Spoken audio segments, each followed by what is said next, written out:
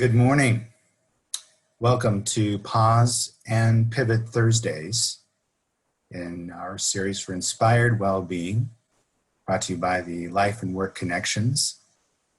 And we're going to be practicing hitting the accelerator, which is really taking a moment to connect to ourselves and have a physical experience where we're joining with our body's own innate way of regulating our focus and our energy and our presence. My name is James Naughton. I am an employee assistance counselor with Life and Work Connections. I've been here for a little over 6 months now. Really glad to be here. Most of my experience has been involved with helping individuals with mental health issues on the inpatient level, which is to say working at a psychiatric facility for people who have admitted to receive care for addiction or compulsivity, perhaps a co-occurring mood disorder like depression or bipolar disorder, and in most cases, people dealing with underlying trauma or symptoms of undischarged traumatic stress. Much of my focus as of late has been in studying stress and trauma and its impact on our ability to be present, how it impacts our sense of having relationship with the world around us, and discovering that we have internal resources, sometimes undiscovered, that can not only help us with our trauma, but also help us be more resilient and more able to face difficult situations or demands that are unpredictable with uncertainty, but we can feel more capable and trusting ourselves in making good choices in difficult times. So we're going to begin. And the first slide, I just want to touch on, let's see if we can get that slide to go over here.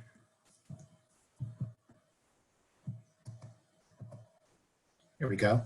Some comment on accumulated stress. Now, every day our body is coping with all kinds of demands. And sometimes those demands can reach the level of it feeling threatening for some of us at different times.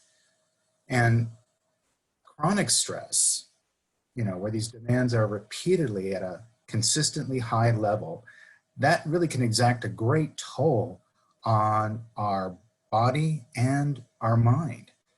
And our arousal system, which is connected to our peripheral nervous system, it's sort of near the base of the brain and kind of spreads out through our bodies with connecting to our senses and our muscles. That system is always at the center of dealing with that kind of stress. It's there always trying to take care of us. So we always have something or some process going on that is on our side all the time. And when any event occurs, whether it's stressful or really threatening, that system is always going to be responding.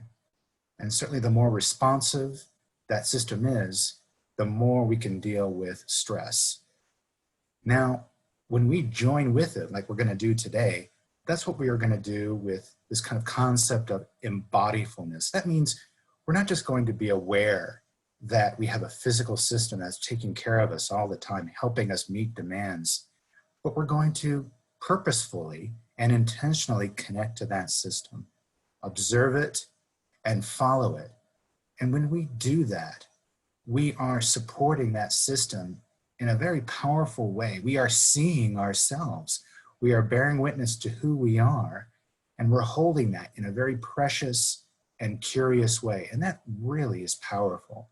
The more we practice that, the more we can rely that we can deal with difficulty, that we have real resources internally that can help us deal with stress. And the more we know that they're there and we practice them, the more we're going to feel capable. So I just want to remind everybody that this is what this process is about. And it just takes a little bit at a time. It's not a grand process. It's a gradual, gentle process that's very powerful. And it's going to engage different parts of our brain. And not that we need to know all of those parts of the brain right now, but I want you to know, most importantly, that these approaches that we're practicing throughout the week are helping structures in the brain improve their connectivity, which means they're relating better. That thinking part of the brain, the emotional part, the more reptilian part that deals with involuntary things, those systems are getting stronger and able to coordinate even better the more we practice connecting to them and bearing witness to them. And when we do this, what happens is the triggers that we may have had that were really strong, like anger or a short tolerance for irritability or falling into that heaviness of overwhelm, we're not going to react as strongly because we're strengthening those connections. We're also going to notice that we're not going to be as vigilant, and looking for the danger all the time or looking for the shoe to drop as we might have been, especially now with all of this news and everything. We want to be able to have a system that can pull back and disengage and restore versus being plugged into something that is so stressing to the system. And we'll notice that our anger and our emotional outbursts are going to be reduced, which is really important, especially now when we're in such close proximity to each other. We're going to feel safer. And again, those fear triggers are going to be reduced.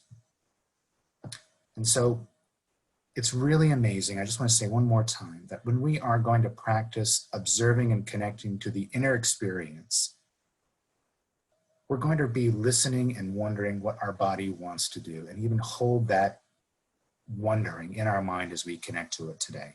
So when we connect to an emotion today, which might be fear for you or anger or sadness, we want to do it with the intention of saying, when I feel this emotion, I'm doing it with the intention of wanting to understand it, to listen to it, and bring it to the level of the body, which means I'm going to go, when I feel angry, where in my body do I feel it? And then I'm going to bring my attention to where I feel it in my body. And I'm going to wonder about it. I'm going to notice, does that change the way I breathe? Does it feel heavy where I feel angry or sad? Does it feel warm or cold where that is? Does it move? Does it sit still? Does it have a color or a shape? But we're going to meet the level of which the body understands experience, which is sensation, and notice it. And we're going to hold that with a sense of compassion and curiosity and just let go and just let the body decide what to do with it.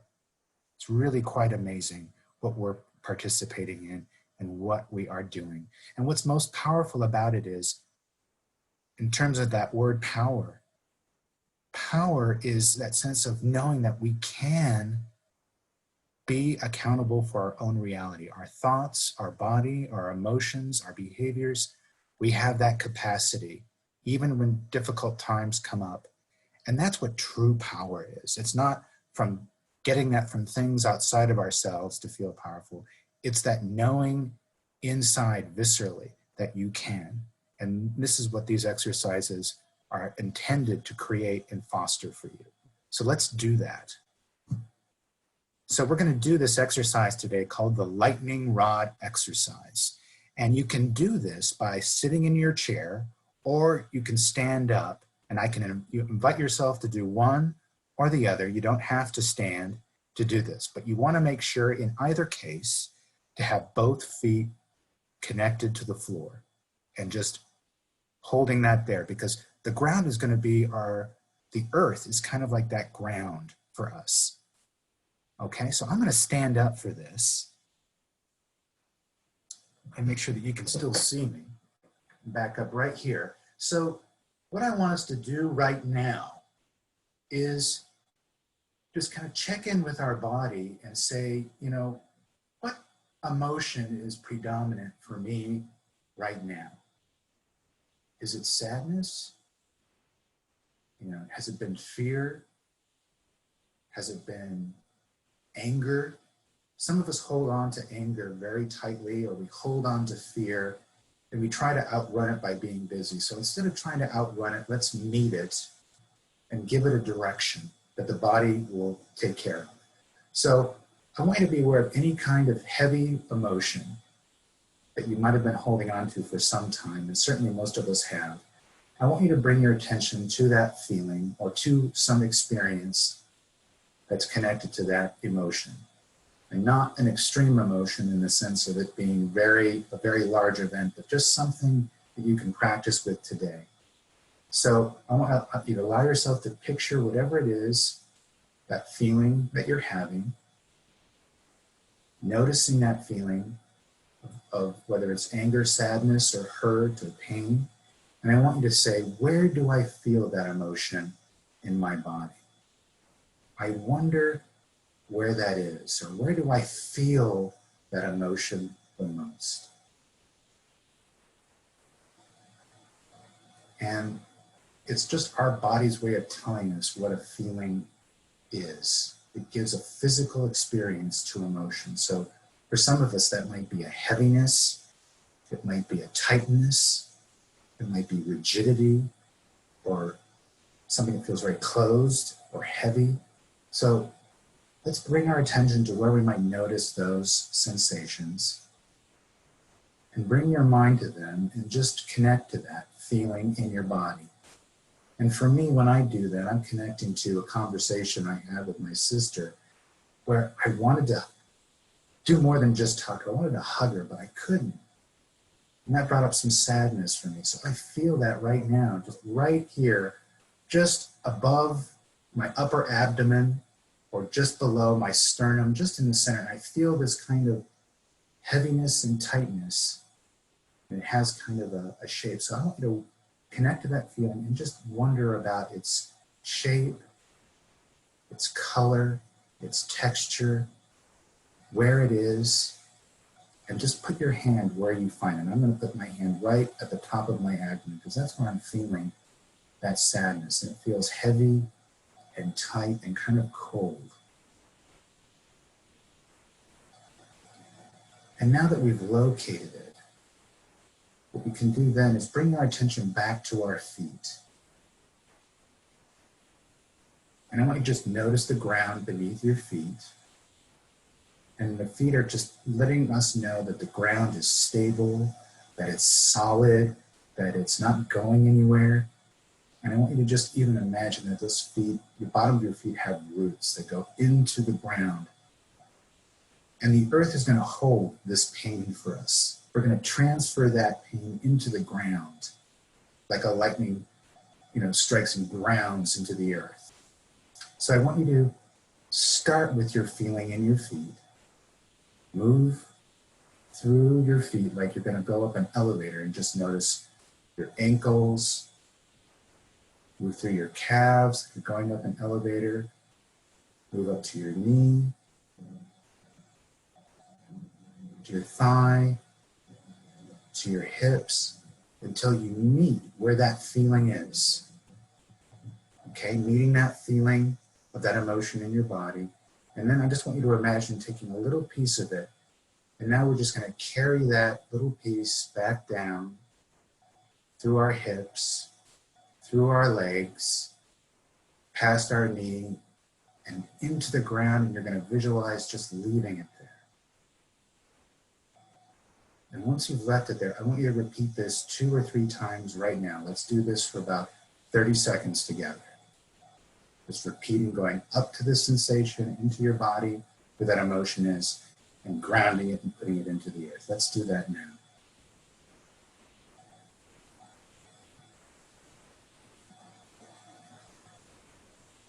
And just visualize it going into the earth and the earth receiving it. And then going back up to the feeling in your body, where you notice that sensation related to that feeling, emotion. And just bringing that little piece back down.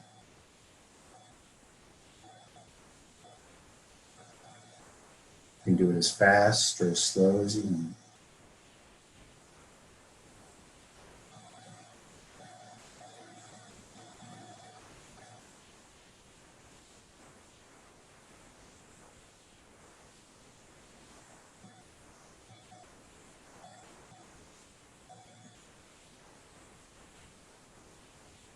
Great, great. Now open your eyes. If your eyes haven't been opened, just take a moment to look around. And just to help you orient, I just want you to rub the tops of your shoulders and your hands. This is just grounding to help you get connected back to the moment. And some of us might notice that maybe it got a little bit lighter if we recheck with that feeling in our body, or maybe it's shifted or taken a different form. And that's okay. That's just the body has done something productive with it. We've given the emotion a direction by moving it through the body and allowing the body to participate in releasing that and giving it to something else and letting it go. A real powerful exercise. So, I want you to remember to continue to practice these exercises. The more you practice, the easier it gets, and those connections continue to form. And that next week, we're going to be working with how the brain, the body deals with ambiguity and uncertainty. How do we deal with extremes? And how does our body negotiate those extremes internally? Thank you so much for participating today in your time. I wish you well, and I hope to see you all next week. Thank you.